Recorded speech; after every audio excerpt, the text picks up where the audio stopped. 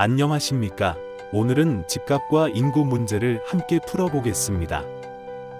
많은 분들이 인구가 줄면 집값이 떨어진다고 생각하시는데 실제 현실은 다릅니다.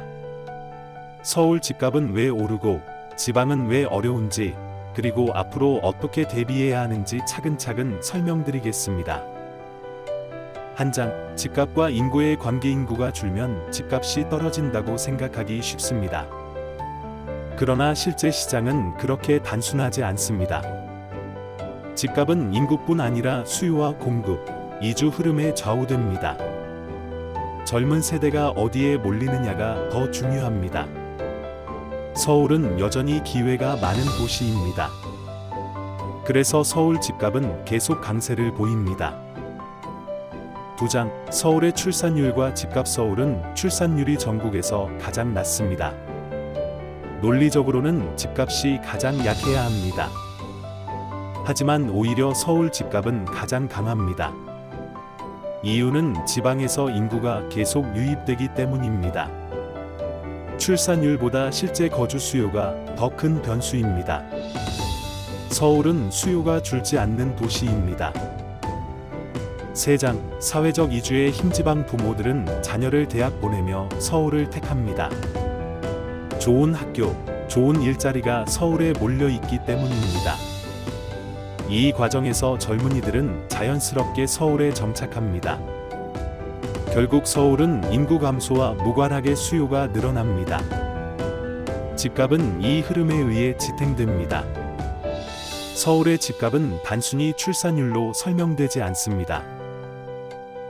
4장, 수도권으로의 확산. 서울 집값이 너무 비싸면 수도권으로 이동합니다. 경기, 인천으로 수요가 번져나갑니다.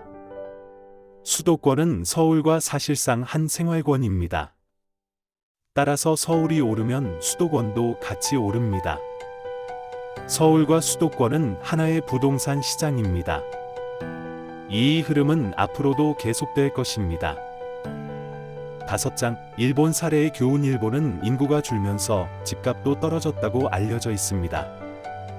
그러나 모든 지역이 떨어진 건 아니었습니다. 도쿄권과 오사카 일부 지역은 오히려 올랐습니다. 대도시는 여전히 강한 수요를 유지합니다. 우리나라 역시 서울은 마지막까지 버팁니다. 일본은 중요한 교훈을 줍니다. 6장, 해외 메트로폴리탄 도시. 프랑스, 독일, 영국도 인구가 줄고 있습니다. 그럼에도 파리, 런던, 베를린은 집값이 오릅니다. 젊은이와 기회가 모이는 도시는 강합니다. 서울도 같은 구조를 가지고 있습니다. 단순히 인구 감소만으로 집값을 설명할 수 없습니다. 핵심은 도시의 매력입니다. 7장, 지방 부동산의 현실. 부산 해운대, 대구 수성구, 대전 둔산동은 상급지였습니다. 한때는 지방 부동산을 이끌던 지역들이었습니다. 하지만 최근 기대감이 많이 꺾였습니다. 서울과의 격차가 너무 커졌습니다. 지방 부동산은 더 어려워지고 있습니다. 이것이 현재의 흐름입니다. 8장, 서울과 지방의 격차. 대구 수성구 주민들은 과거 강남 못지않다고 했습니다. 지금은 강남에 살 수 있어고 말합니다. 서울과 지방의 가격차가 너무 벌어졌습니다. 접근 불가능한 수준으로 격차가 커진 것입니다. 이 차이는 쉽게 줄어들지 않습니다. 서울은 점점 더 단단해지고 있습니다. 9장, 지역 기대감의 하락. 과거 지방은 희망이 있었습니다. 하지만 지금은 기대감이 줄어들고 있습니다. 사람들이 다시 서울로 올라가려 합니다. 지방 거주민조차 서울을 더 선호합니다. 지방 침체는 더 심각해질 수 있습니다. 정부의 균형 정책이 필요합니다. 10장, 정책의 방향. 정부는 서울 집값을 잡으려 규제를 씁니다. 하지만 지방에는 활력이 줄어듭니다. 지방의 기회를 만들어야 합니다. 서울만 억제하는 정책은 효과가 작습니다. 지방과 수도권을 함께 키워야 합니다. 균형 발전이 해답입니다. 11장 재건축 재개발의 필요성. 우리나라 아파트는 수명이 짧습니다. 1970년대 지어진 아파트는 불편합니다. 층간소음, 좁은 평면, 주차 문제도 많습니다. 따라서 재건축은 필요합니다. 재개발은 삶의 질을 높입니다. 이것이 가격 상승의 원동력입니다. 12장 외국과의 차이. 프랑스나 독일 아파트는 100년을 씁니다. 우리나라는 30에서 40년이 지나면 불편합니다. 소득 수준 차이가 원인입니다. 당시 한국은 가난했고 건설 수준이 낮았습니다. 지금 눈높이에 맞는 집이 부족합니다. 그래서 새 아파트 선호가 높습니다. 13장 새 아파트의 가치. 얼어 죽어도 새 아파트라는 말이 있습니다. 그만큼 새 집 선호가 강합니다. 주차, 소음, 관리가 편리하기 때문입니다. 새 아파트는 생활의 질을 바꿉니다. 이 때문에 가격이 더 오릅니다. 수요는 계속 강합니다. 14장 노후 아파트 문제. 반포 주공 아파트는 엘리베이터가 없었습니다. 6층에 사는 사람은 매일 걸어 올라야 했습니다. 이런 불편은 외국과 다릅니다. 따라서 오래 쓸 수 없는 구조입니다. 재건축 수요가 쌓입니다. 집값 상승 압력도 커집니다. 15장 서울의 마지막 버팀목. 서울은 인구가 줄어도 수요가 몰립니다. 지방 인구가 계속 올라오기 때문입니다. 서울은 교육, 일자리, 문화 중심지입니다. 이 조건이 변하지 않는 한 수요는 줄지 않습니다. 서울은 마지막까지 강합니다. 집값도 쉽게 꺾이지 않습니다. 16장 수도권의 힘. 서울이 오르면 수도권도 같이 오릅니다. 서울과 수도권은 같은 생활권입니다. 경기, 인천도 서울 대체지로 강합니다. 집값 흐름은 함께 움직입니다. 수도권은 앞으로도 안정적인 수요가 있습니다. 서울만큼 중요한 시장입니다. 17장 지방 소멸의 그림자. 지방은 인구 유출이 심각합니다. 학교, 병원, 기업이 줄어듭니다.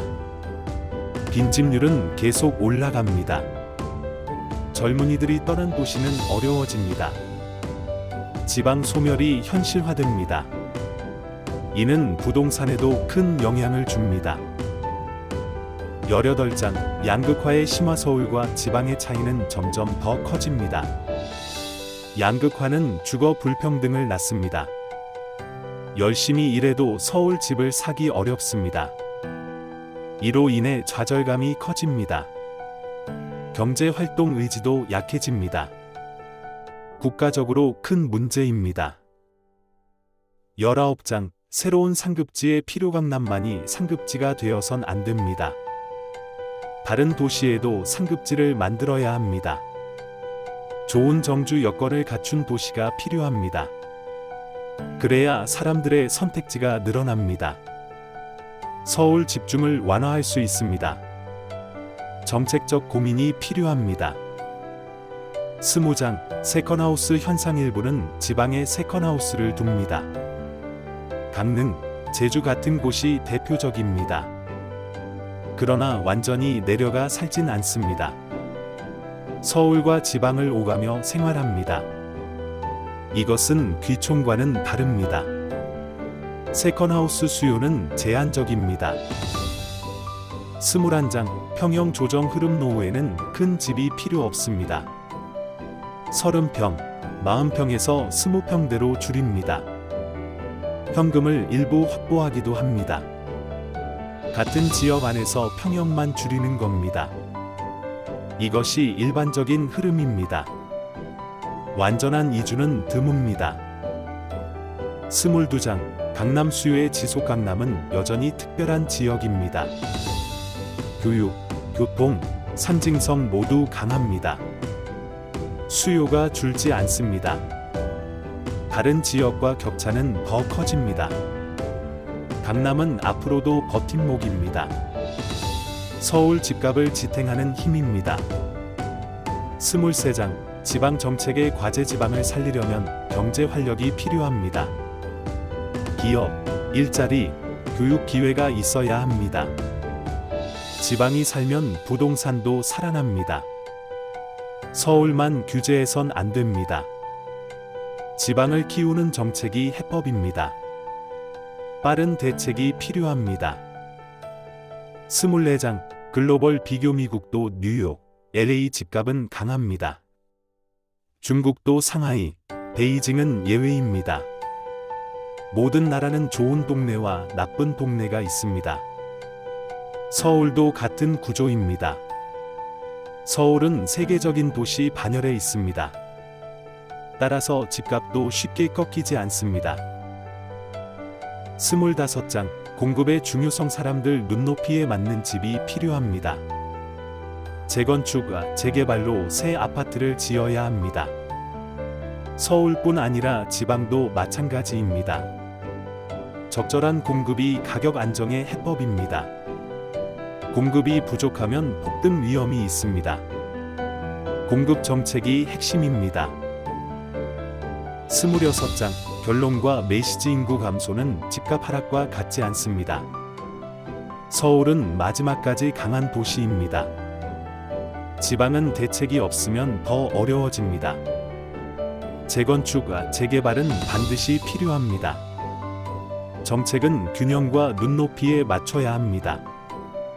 이것이 부동산의 불편한 진실입니다.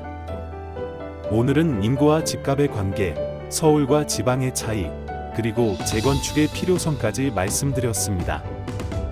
인구가 줄어도 서울은 마지막까지 버티는 도시이고 지방은 더 큰 정책적 노력이 필요하다는 점을 꼭 기억하시기 바랍니다. 끝까지 시청해 주셔서 감사합니다. 좋아요 꾹, 구독 꾹꾹.